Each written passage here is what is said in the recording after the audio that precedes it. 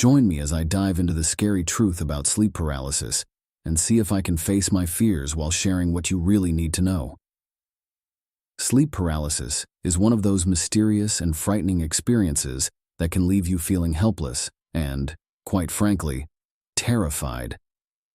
It's a condition that affects millions of people around the world, and yet, it's often shrouded in mystery and misconception. So, what is sleep paralysis exactly?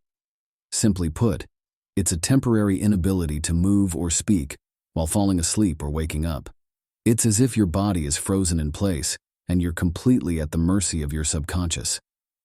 No wonder it can be such a frightening experience for so many people. There are a lot of myths and misconceptions surrounding sleep paralysis, which only add to the fear and anxiety.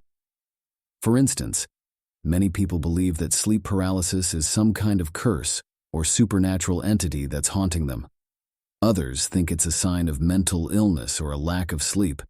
But the truth is, sleep paralysis is a relatively common condition that can affect anyone, regardless of their background or mental health. One of the biggest misconceptions about sleep paralysis is that it's somehow related to demonic possession or evil spirits. I mean, think about it. You're lying in bed, frozen in place, and can't move or speak. It's easy to see why people might think that something sinister is going on.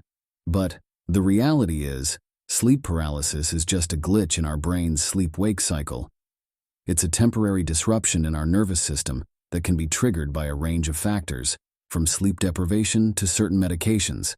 Another common myth is that sleep paralysis is incredibly rare. But the truth is, it's more common than you might think. According to some studies, up to 40% of people experience sleep paralysis at some point in their lives. That's a staggering number, and it's clear that this condition affects far more people than we might realize. So, what's really going on in our brains when we experience sleep paralysis? To understand this, we need to delve into the science behind it. During REM sleep, our brains are active and dreaming, while our bodies are paralyzed to prevent us from acting out our dreams. This is a natural process that happens to all of us every night.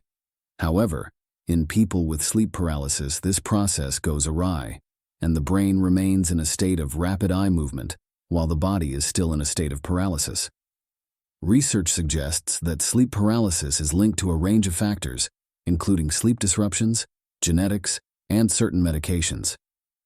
It can also be triggered by stress, anxiety, and other emotional factors. But what's really interesting is that sleep paralysis can affect people in different ways. Some people might experience hallucinations or hear strange noises, while others might feel a sense of terror or impending doom. Personally, I've always been fascinated by the idea of sleep paralysis, and I've spoken to many people who've experienced it firsthand. One story that really stands out is that of a woman named Emily, who woke up one night to find herself completely paralyzed. She was unable to move or speak, and she could feel a presence sitting on her chest weighing her down. She described it as one of the most terrifying experiences of her life, and it left her feeling shaken and anxious for weeks afterwards.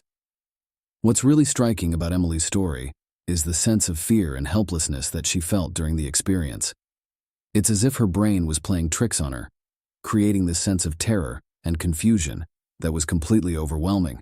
It's a reminder that sleep paralysis is a very real condition that can affect anyone, regardless of their background or mental health. So, what's the takeaway from all of this?